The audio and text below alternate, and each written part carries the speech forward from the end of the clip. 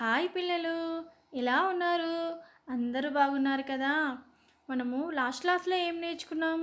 మన జెండా పాఠం నేర్చుకున్నాం కదా. మన జెండా పాఠం సంబంధించిన కొన్ని కృత్యాలను కూడా మనం నేర్చుకున్నాం. ఇప్పుడు ఇంకొన్ని కృత్యాలను మనం నేర్చుకుందాం. ఓకేనా పిల్లలు? Page number 24. పేజ్ నెంబర్ 24లో ఫోర్త్ బిట్ చూడండి పిల్లలు. పదజాలం. ఫస్ట్ చూడండి అన్న. కింది వాక్యాలు చదవండి. వీటికి అనువైన పదాలు పాఠంలో ఉన్నాయి. వాటిని రాయండి. కింద కొన్ని వాక్యాలు ఉన్నాయి. వాటికి అనువైన పదాలు పాఠంలో ఉన్నాయి. వాటిని మనం ఇలా వెతికి రాద్దాం. ఓకేనా పిల్లలు? First question. జెండాను ఇట్లా కూడా అంటారు. జెండాను ఇంకెలా పిలుస్తారు? పతాకం. ఇక్కడ 3 డబ్బాలు ఉన్నాయి కదా. అందులో ఒక్కొక్క లెటర్, ఒక్కొక్క అక్షరం ఒక్కొక్క డబ్బాలో రాయండి. పతాకం. ఓకేనా పిల్లలు? Second question. వెలుతురుని ఇచ్చేది ఏది? దీపము. దీపము రాయండి. ఓకేనా పిల్లలు? Third question. రామచిలుకను దీంట్లో ఉంచుతారు. రామచిలుకను ఎక్కడ ఉంచుతారు? పంజరము. అందులో రాయండి 3 డబ్బాలలో. ఓకే పిల్లలు, చాలా చక్కగా రాస్తున్నారు. Very good. Fourth question. వీరి పాలన అంతమైంది. మన పాఠంలో చెప్పుకున్నాం, మనం గేయం పాడుకున్నాం కదా.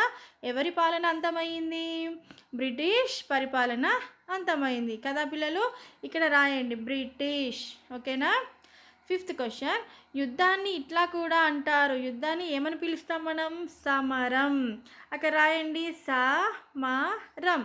ఓకేనా పిల్లలు? ఓకే, చాలా బాగా రాశారు. Very good. ఇక్కడ సెకండ్ బిట్ చూడండి. కింది వాక్యాలు చదవండి. గీతలు గీసిన పదాలకు అర్థాలు రాయండి. కింద కొన్ని వాక్యాలు ఉన్నాయి చూడండి. ఆ వాక్యంలో ఒక పదానికి గీత గీశారు. ఆ పదానికి సరైన అర్థం రాద్దాం మనం. ఓకేనా పిల్లలు? ఫస్ట్ క్వశ్చన్ చూడండి. ఆగస్టు 15, జనవరి 26 తేదీల్లో దేశమంతటా త్రివర్ణ కేతనం ఎగురవేస్తారు. ఇక్కడ కేతనం కింద గీత గీస్తుంది. కేతనానికి అర్థం ఏంటి?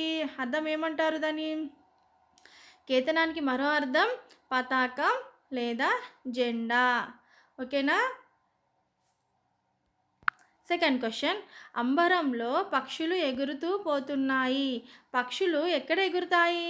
ఆకాశంలో కదా. అంబరం అంటే అర్థం ఏంటి? ఆకాశం. ఆకాశంలో పక్షులు ఎగురుతూ పోతున్నాయి.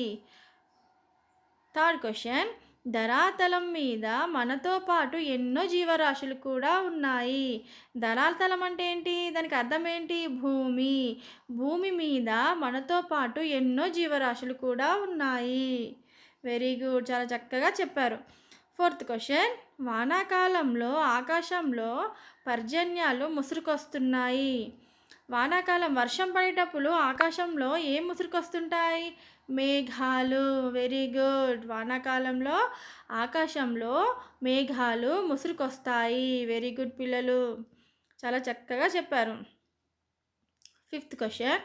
పోలీసులు ముష్కరులు దొంగలించిన సామాన్లను స్వాధీనం చేసుకున్నారు. పోలీసులు ముష్కరులు అంటే అర్థం ఏంటి? దొంగలు. పోలీసులు దొంగలు దొంగలించిన సామాన్లను స్వాధీనం చేసుకున్నారు. చాలా చక్కగా చెప్పారు. తెలుసు కదా మీకు ఇవన్నిటికి ఇప్పుడు అర్థాలు. మీరు ఒక్కొక్క గీత గీసిన అర్థం ఉంది కదా, దాన్ని మీ నోట్స్లో కేతనం అని రాసి దాని పక్కన జెండా, పతాకం అని రాయండి. తర్వాత అంబరం ఈజ్ ఈక్వల్ టు ఏం రాయాలి? ఆకాశం. ధరాతలం ఈక్వల్ టు భూమి. పర్జన్యాలు, మేఘాలు, ముష్కరులు, దొంగలు. అలా మీ నోట్స్లో నీట్గా రాయండి. ఓకేనా పిల్లలు? ఫిఫ్త్ బిట్ చూద్దాము. సృజనాత్మకత, ప్రశంస. అక్కడ చూడండి. మన జెండా బొమ్మ గీసి రంగులు వేయండి. దాని గురించి కొన్ని నినాదాలు రాసి ప్రదర్శించండి. మన జెండా బొమ్మ అందరు గీయచ్చు కదా. దాన్ని చక్కగా గీసి దానికి రంగులు వేసి దాని గురించి మీకు తెలిసిన కొన్ని నినాదాలు రాయండి. ఓకేనా పిల్లలు? నీట్గా డ్రా చేసి మన స్కూల్ వాట్సాప్ నెంబర్కి పోస్ట్ చేయండి. ఓకేనా పిల్లలు? నెక్స్ట్ బిట్ భాషను గురించి తెలుసుకుందాం. చూడండి, ఇందులో కింద పేరా చదవండి. పేరాలోని నామవాచకాలు, సర్వనామాలు, విశేషణాలు, క్రియాపదాలను గుర్తించండి. మీకు నామవాచకాలు, సర్వనామాలు, విశేషణాలు, క్రియాపదాలంటే తెలుసా పిల్లలు? వాటిని మనము భాషా భాగాలు అని అంటాం. భాషా భాగాలు ఎన్ని? 5. ఒకటి నామవాచకం, సర్వనామం, విశేషణం, క్రియ, అవ్యయం. వీటన్నిటిని మనం భాషా భాగాలు అంటాం. మరి నామవాచకం అంటే ఏంటి? నామవాచకం అంటే పేరును తెలిపేది నామవాచకం కదా. సర్వనామం అంటే పేరుకు బదులుగా రాసేది సర్వనామం. మరి విశేషణం నామవాచకం యొక్క కానీ సర్వనామం యొక్క కానీ గుణాన్ని తెలిపేది విశేషణం. మరి క్రియ అంటే పనిని తెలిపేదే క్రియ. అర్థమైందా పిల్లలు? ఇది మనం 4th క్లాస్లో ఆల్రెడీ నేర్చుకున్నాము. 4th క్లాస్ వర్క్ మీది లాస్ట్ ఇయర్ది మీ దగ్గర ఉంటే చూడండి. అందులో మనం భాషా భాగాలు రాసుకున్నాం. ఒకసారి మీరు ఆ నోట్స్ చూడండి.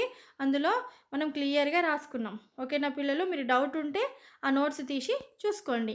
ఓకేనా? ఇప్పుడు నేను పారా చదువుతాను. ఇందులో సర్వనామాలు, నామవాచకాలు, విశేషణం, క్రియ ఎక్కడుందో చూసి మీరు దాని కింద గీత గీయండి. ఓకేనా పిల్లలు? సరోజిని నాయుడు 1899 సంవత్సరం ఫిబ్రవరి 13న హైదరాబాదులో జన్మించింది. ఆమె తండ్రి పేరు అఘోరనాథ చటోపాధ్యాయ, తల్లి పేరు వరదా సుందరిదేవి. ఆమె భర్త జనరల్ ముత్యాల గోవిందరాజులు నాయుడు. ఆయన సుప్రసిద్ధ వైద్యుడు. 1915 సంవత్సరంలో ఆమెకు మహాత్మా గాంధీతో పరిచయం ఏర్పడింది. 1930 సంవత్సరంలో ఆయన పిలుపునందుకొని ఉప్పు సత్యాగ్రహంలో పాల్గొన్నది. ఆమెను ఎర్రవాడ జైల్లో నిర్బంధించారు. అక్కడ ఆమె పూల మొక్కలకు నిత్యం నీరు పోసి వాటిని చక్కగా పెంచుతుండేది. ఆమె ఆంగ్లంలో ఎన్నో కవితలు రాసింది. ఆంగ్ల కవయిత్రిగా మంచి పేరు సంపాదించింది. అంతేకాక భారత కోకిల, నైటింగేల్ ఆఫ్ ఇండియా అనే గొప్ప పేరు కూడా సంపాదించింది. ఇందులో చాలా నామవాచకాలు, సర్వనామము, విశేషణం, క్రియాపదాలు ఉన్నాయి. మీరు వెతికి వాటి కింద గీత గీయండి. ఓకేనా పిల్లలు? ఇదంతా నీట్గా రాసేసి స్కూల్ వాట్సాప్ నెంబర్కి పోస్ట్ చేయండి. మళ్ళీ మనం నెక్స్ట్ క్లాస్లో కలుసుకుందాం. ఓకేనా పిల్లలు? బాయ్.